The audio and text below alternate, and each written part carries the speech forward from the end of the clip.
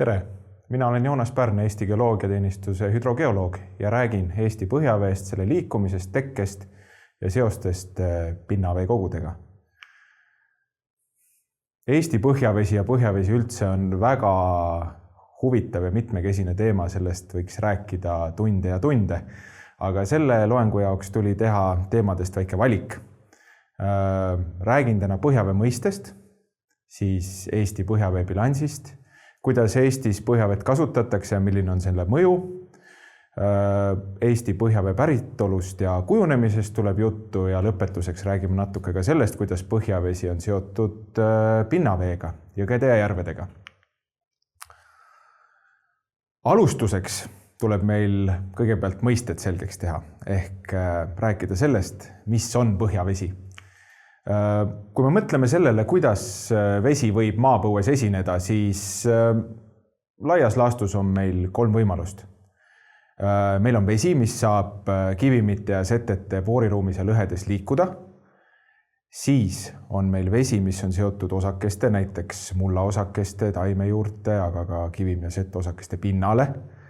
Ja ehk teate ka, et osa vett on seotud keemiliselt mineraalide koostisesse. Tuntum neist on näiteks kips. Kui me räägime aga põhjaveest, siis üldiselt, kuigi definitsioone on palju, siis enam tunnustatud määratluseks on, et põhjavesi on vesi, mis esineb maakoore üleosa kivimite ja setete poorides ja lõhedes ja mis saab liikuda raskusjõu või rõhu mõjul. Vaadates natukene, kuidas vesi maapõues esineb, siis me saame laias laastus jagada selle maapõue 2 osaks. Ehk vahetult maapinna all on meil aeratsioonivöö ehk mitte küllastunud kiht. Ka seal esinevad poorid ja lõhed, aga need on veega täidetud vaid osaliselt. Ülejäänud pooriruumi täidab seal õhk ja gaasid nagu CO2 ja hapnik. Ka seal on vett, aga see vesi on enamasti just seotud osakeste pinnale ja seda vett ei ole võimalik kasutada. Seevastu teatud sügavusel maapinnast jõuame me küllastusvöösse ja see on maakoore osa, kus kõik pinnase või kivimi tühimikud on veega täidetud. Ehk me ütleme, et see maapõu on veega küllastunud. Ja seda piiri või seda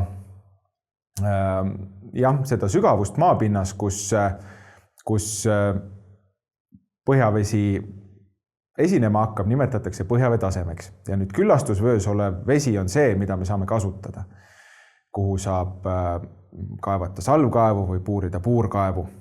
Ja ilmselt olete te isegi kogenud seda, et kui kaevata kuskil maakodus või suvilas maa sisse auku, siis teatud hetkel see auk valgub vett täis. Ja see ongi see hetk, kui oleme jõudnud põhjavee tasemele ja küllastusvöösse. Nüüd, kui palju meil on Eestis põhjavett? Teeme väikese mõtteharjutuse. Võime mõelda, et kui suur on aasta keskmine sademete hulk Eestis.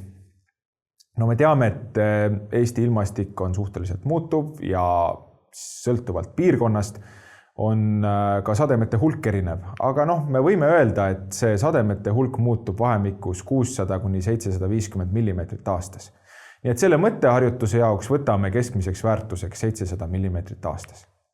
Nüüd selleks, et teada, kui suur kogus vett näiteks Eesti territooriumile aasta jooksul langeb, peame me teadma mõistagi Eesti pindala.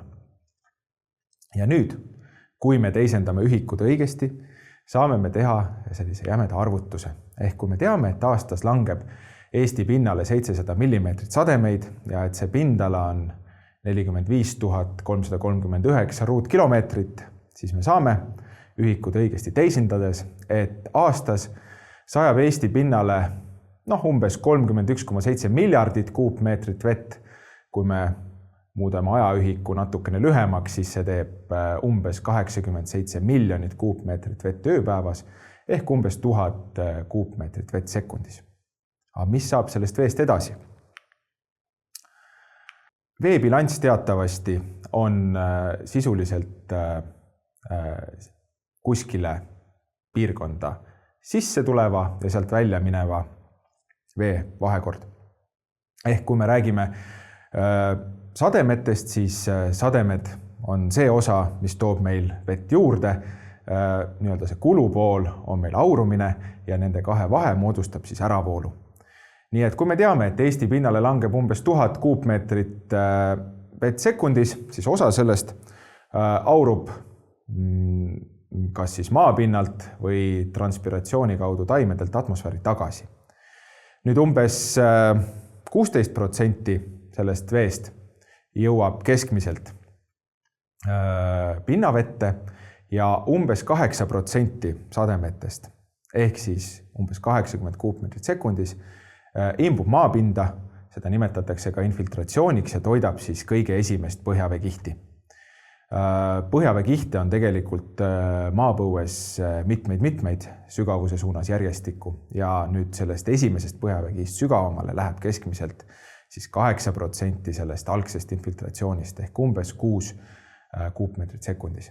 Need on mõistagi keskmised arvud, Eestis on piirkondi, nagu me ka hiljem näeme, kus põhjavee toitumine on intensiivsem ja piirkondi, kus see on vähem intensiivne, kus see on väiksem, aga laias laastus suurusjärgus on need numbrid sellised. Nüüd, kuidas ja kui palju Eestis me üldse põhjavett kasutame? No esmalt tuleb öelda, et tegelikult on Eestis põhjavee tarbimine alates 1990. aastate algusest tegelikult pidevalt langenud. Põhjuseks on see, et koos Nõukogude Liidu lagunemisega vähenes väga oluliselt suurtööstuste veetarve. Lisaks sellele 80. aastatel ka näiteks Tallinn hakkas kasutama joogi- ja tarbevee allikana hoopis Ülemiste järve. Viimase 10 aasta jooksul on põhjavee tarbimine tegelikult Eestis püsinud suhteliselt stabiilsena ja näiteks 2024. aasta seisuga oli põhjavee võtt Eestis kokku umbes 558 000 kuupmeetrit ööpäevas. Nüüd, mida võib-olla palju ei teata ja mis on Eesti eripära, on see, et tegelikult umbes 79% kogu riigi põhjavee võtust moodustab kaevandustest ja karjääridest ära juhitud põhjavesi. Ja veelgi enam, 90% sellest veest juhitakse ära Ida-Virumaa põlevkivi kaevandustest. Ja seepärast moodustab Ida-Virumaa kaevandustest ja karjääridest ära juhitud vesi tegelikult 90% kogu vastavast veekasutuse liigist. Põhjavee tarbimine tegelikult sellel põhjusel sõltub ka väga palju konkreetse aasta ilmastikust, sademetest, lume hulgast, sellest, kui palju tekib kevadel lume sulamisel suur vett. Kui te vaatate seda alumist joonist, siis te näete, et tegelikult aastatel 2008, 2009, 2010, isegi kuni aastani 2012 olid need kaevandusest ja karjääridest välja pumbatud veekogused suured, sellepärast, et talved olid lumerohked ja kevadel moodustus palju sulavett, mida tuli siis kaevandustest, mis jõudis põhjavette, mida tuli kaevandustest välja pumbata. Aga kui me nüüd võrdleme neid numbreid teoreetilise põhjavee toitega, siis see 558 000 kuupmeetrit ööpäevas moodustab tegelikult ainult 8% põhjavee toitest Eestis. Mis ütleb meile, et regionaalselt Eestis põhjaveevarudega probleeme ei ole. Küll aga võib põhjaveevõtt mõjutada põhjavee tasemeid ja põhjavee koguseid lokaalselt ehk mingisuguse veevõtu koha, suure veehaarde, kaevanduse, karjääri ümbruses. Ja põhjavee teaduses, hüdrogeoloogias on kasutusel selline väga ilus mõiste, depressioonilehter või alanduslehter, kes ütleb, kumb tähendus on ilusam, aga see tähendab seda, et kui me põhjaveekihist vett välja võtame, näiteks kaevust, siis vee tarbimisel moodustub kaevu ümber ala, kus põhjavee tase alaneb kaevu poole igast suunast 360 kraadi ulatuses. Ja põhjus on selles, et erinevalt pinnaveest, näiteks järvest, ei pääse põhjavesi kohe liikuma, sellepärast, et vesi saab liikuda ainult poorides ja lõhedes. Selle liikumist takistab hõõrdejõud ja seepärast esmalt kasutatakse ära see vesi, mis on kaevule kõige lähemal. Ja alanduslehter levibki nii kaugele, kuni vesi, mis tuleb kaugemalt, siis kompenseerib selle vee hulga, mis kaevust välja pumbati. Täpselt samasugune loogika tegelikult toimub ka kaevandustes ja karjäärides. Ja see tähendab siis seda, et intensiivsel põhjavee tarbimisel meil kujunevadki alanduslehtrid, mis kohati ulatuvad suuremate Ida-Virumaa põlevkivikaevanduste ümber mitme kilomeetrini, ütleme, kaevanduste välispiirist. Ja sellega võib kaasneda madalate kaevude veetaseme alanemine või hullemal juhul kuivamine ja samuti ka mõju pinnaveekogudele. See, kui oluline ja suur on põhjavee tarbimise mõju mingile konkreetsele kaevule, sõltub sellest, millist põhjaveekihti see kaev avab. Põhjaveekihi mõiste võib lahti seletada selliselt, et see on selline, ütleme, suhteliselt sarnaste veejuhtivuse omaduste ja koostisega setete ja kivimite kompleks, mis on võimeline talletama ja loovutama vett sellisel hulgal, et moodustuksid allikad ja saaks toimuda veevõtt. Tihti on maapõues üksikuid põhjaveekihte raske eristada ja sellepärast räägitakse ka põhjaveekompleksist või põhjaveeladestikust, mis siis hõlmab enda alla mitu sarnast põhjaveekihti. Ja maapinnalt esimene põhjaveekiht on vabapinnaline ehk surveta. Ja selle vabapinnalise põhjaveekihi ülemiseks piiriks ongi siis põhjaveetase, millest ka ennem juttu oli. Selle põhjaveetaseme sügavus maapinnast sõltub sinna lisanduva vee hulgast ja aurumisest ja tihti võib see aasta sees kõikuda sõltuvalt piirkonnast isegi kuni mitmete meetrite võrra. Üldjuhul vabapinnalise põhjaveekihi veetase ei ulatu päris maapinnani ja veetaseme ja maapinna vahele jääb aeratsioonivöö. Ja tegelikult, kui vaadata veetaset kaevus, mis avab seda vabapinnalist põhjaveekihti, siis see iseloomustab väga hästi ka veetaset kaevu ümbritsevas settes või kivimis. Hoopis teine lugu on siis, kui me liigume maapõues sügavamale. Ehk sügavamal esineb põhjavesi harilikult kahe halvasti vett juhtiva kihi vahel. Ja sellist põhjaveekihti nimetatakse kihtide vaheliseks ehk surveliseks põhjaveekihiks. Ja selle üks oluline omadus on see, et kui puurida kaev sellesse survelisse põhjaveekihti, siis tõuseb veetase kaevus tunduvalt kõrgemale ülemise vett pidava kihi alumisest pinnast. Ja seda pinda, kuhu survelise põhjaveekihi veetase tõuseb, nimetatakse survepinnaks ehk piesomeetriliseks tasemeks. Ja kõrgust survelise põhjaveekihi ülemisest pinnast kuni survetasemeni nimetatakse survekõrguseks. Tihti räägitakse selliste kaevude puhul ka arteesiakaevudeks ja see mõiste on eriti tihti kasutatav siis, kui see survetase tõuseb üle maapinna ja vesi voolab kaevust välja isevoolselt ja pole vaja kasutada selle vee kättesaamiseks näiteks pumpasid. Nüüd see, kui suur on põhjaveevõtu mõju mingile konkreetsele kaevule või kui suurt ala mõjutab mingisugune veehaare või kaevandus, sõltub sellest, kas see konkreetne veevõtu koht avab survelist või surveta põhjaveekihti. Tuleb meeles pidada, et ühe pindala ühiku kohta annab surveta vabapinnaline põhjaveekiht välja palju rohkem vett kui surveline põhjaveekiht. See tähendab, et sama veekoguse kättesaamiseks peab survelise põhjaveekihi vesi tulema palju suuremalt alalt ja tekib palju suurem alanduslehter, kuigi sealjuures see surveline põhjaveekiht ise jääb endiselt veega küllastunuks. Mõelge sellele, et kui te võtate vett näiteks järvest, siis veetase alaneb peaaegu koheselt üle kogu järve pinna. Ja mingisuguse väga väikese veevõtu korral, kui veetaseme muutus on näiteks väiksem kui 1 millimeeter, ei ole seda isegi aru saada. Seevastu survelises põhjaveekihis põhjustab juba pisikene veehulga muutus suure muutuse survetasemes. Ja seda sellepärast, et veekiht reageerib peamiselt rõhumuutustele, mitte veemahu tegelikule vähenemisele ja suurenemisele. Ja seda iseloomustab väga hästi põhjavee survetasemete muutus Eesti kõige sügavamas tarbevee allikana kasutatavas Kambriumi-Vendi põhjavee kompleksis, mida te näete slaidi all paremas nurgas.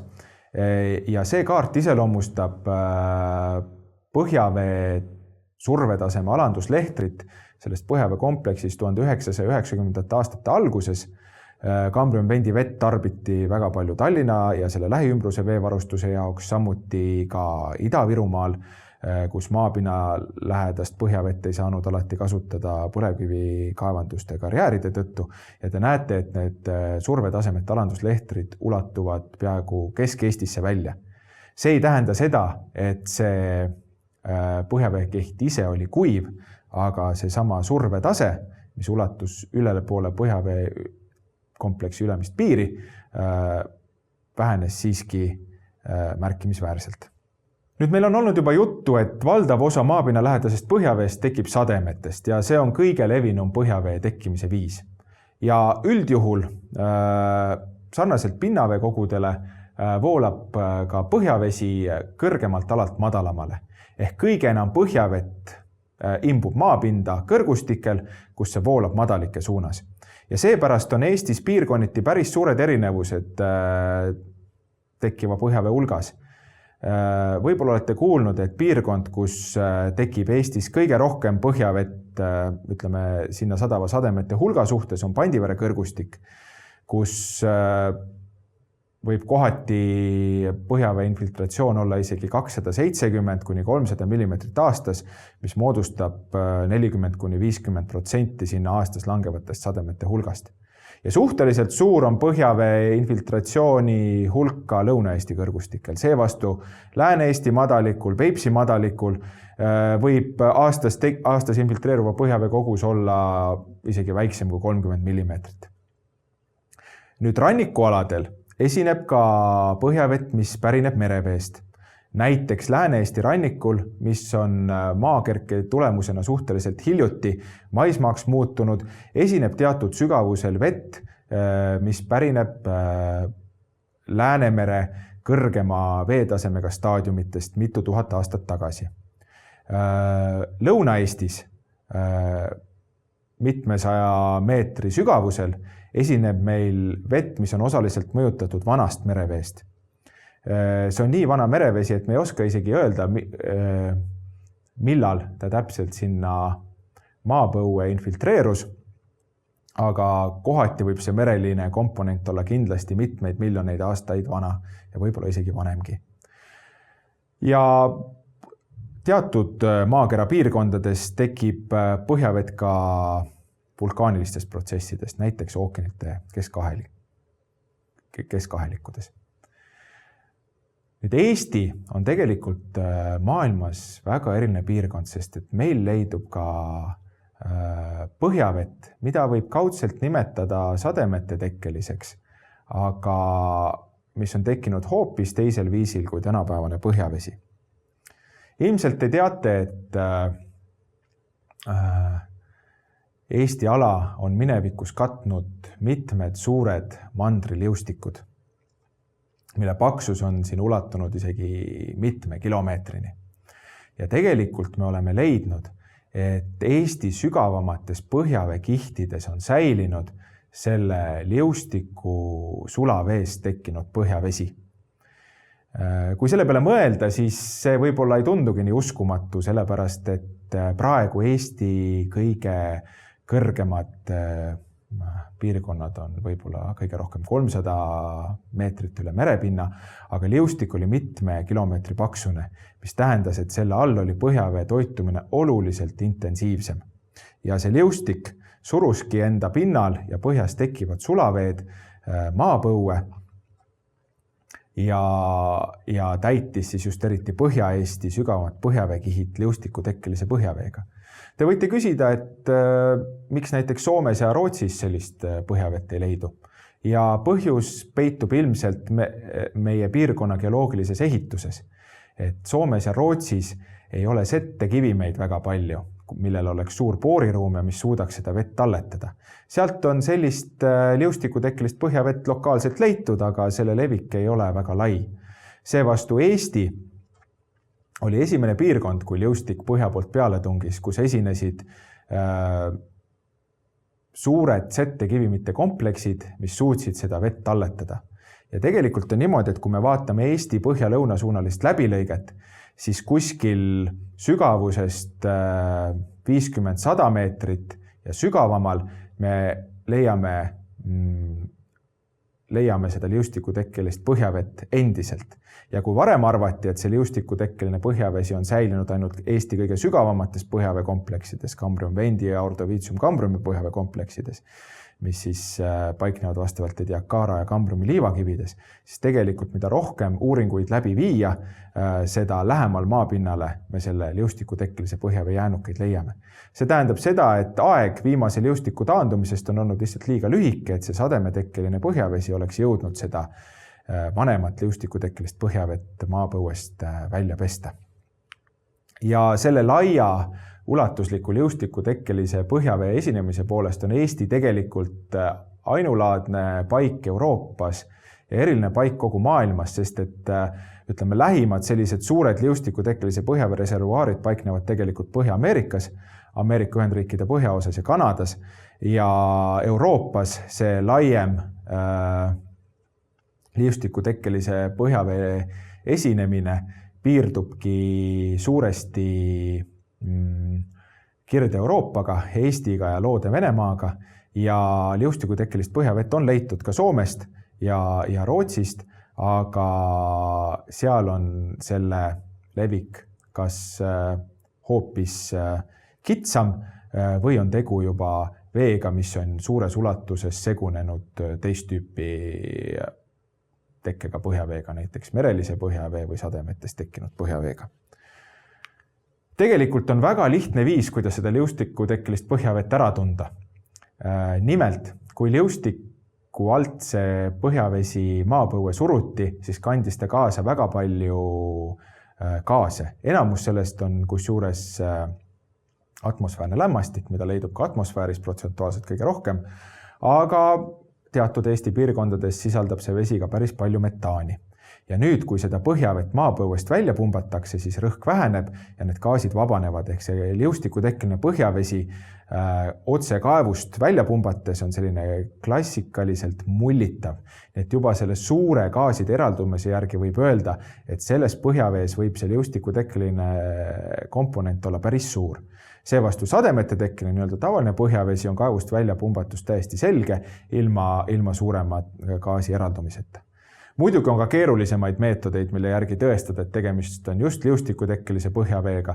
Näiteks on võimalik uurida vee molekule moodustavate hapniku ja vesiniku aatomite masse ja selle järgi kindlaks teha, et jah, selline põhjavesi ei ole saanud moodustuda tänapäeva sademetest, vaid peab pärinema liustike sulaveest. Nüüd ära ei tasu unustada ka seda, et põhjavesi on väga oluline pinnaveekogude veeallikas. Ehk mitte alati ei toitu järved ja jõed sademetest, sademete veest, mis valglalt sinna valguvad, vaid nad tegelikult toituvad ka põhjaveest, mis sinna veekogudesse sisse voolavad. Ja Eestis selline klassikaline olukord ongi see, et meil põhjavee kihid toidavad jõgesid. Ja see põhjavee toite osakaal Eesti jõgedes võib olla päris suur. Ennem nägime, et selline keskmine väärtus on kuskil 16-20%, aga meil on Eestis ka jõgesid, eriti jõed, mis algavad Pandivere kõrgustikult, nagu näiteks Kunda ja Sõmeru ja Selja, kus see põhjavee toite osakaal võib olla üle 50% ja teatud perioodidel aastas isegi kuni 90%. Teatud olukordades esinevad meil ka jõed, mis toidavad põhjaveekihte, ehk kui põhjavee tase langeb jõe põhjast madalamale, siis saab vesi gravitatsiooni mõjul hakata liikuma sügavamale ja selline olukord võib meil esineda näiteks põlevkivikaevanduste peal või selle lähiümbruses. Põhjavee sissevool pinnaveekogusse võib olla kas koondatud ehk esinevad allikad jõgede või järvede põhjas või hajus. Ehk konkreetselt ei ole aru saada, kuidas see põhjavesi sinna pinnaveekogusse imbub, aga kui uurida vee koostist, siis on selge, et tegu ei ole sademete veega, vaid tegu on põhjaveega. Kui natuke täpsemalt vaadata, kuidas moodustub ühe jõe äravool, siis ehk siis veekogus, mis teatud ajavahemikus voolab valglalt sinna jõkke, siis me saame laias laastus eristada 3 komponenti. Meil on pindmine äravool, see on siis vee voolamine mööda maapinda, aga seda esineb looduses harva. Selline pindmine äravool võib esineda näiteks hoonestatud aladel. Palju levinum, aga palju raskemini jälgitav on maasisene ehk vaheäravool. See on selline vee voolamine selliste suuremate sademete või lumesula sündmuste korral pinnases, näiteks vett halvasti juhtiva kihi peal ajutiselt ja siis perioodidel, kus sademeid või lumesula ei esine, siis seda vaheäravoolu ei toimu. Ja need 2 komponenti moodustavad otse äravoolu. Ja 3. komponent ongi põhjavee äravool ehk baasäravool, mis on siis põhjavee voolamine jõkke kas allikate või hajuse sissevoolu kaudu. Ja tegelikult, kui me vaatame mingisuguse vooluveekogu hüdrograafi, ehk siis vooluhulga või veetaseme muutumise graafikut mingi ajaperioodi jooksul, siis sealt on võimalik eristada perioode, kus toimub suur otseäravool jõkke, need on siis tavaliselt sellised lühiajalised kiired vooluhulga tõusud ja langused ja siis sellist sujuvamat komponenti, mis näitab siis seda perioodi, kus jõgi toitub peamiselt põhjaveest. Ja klassikaliselt see kõige suurem põhjavee toite osakaal esineb jõgedes madalvee perioodil ehk hiliskevadest kuni sügiseni.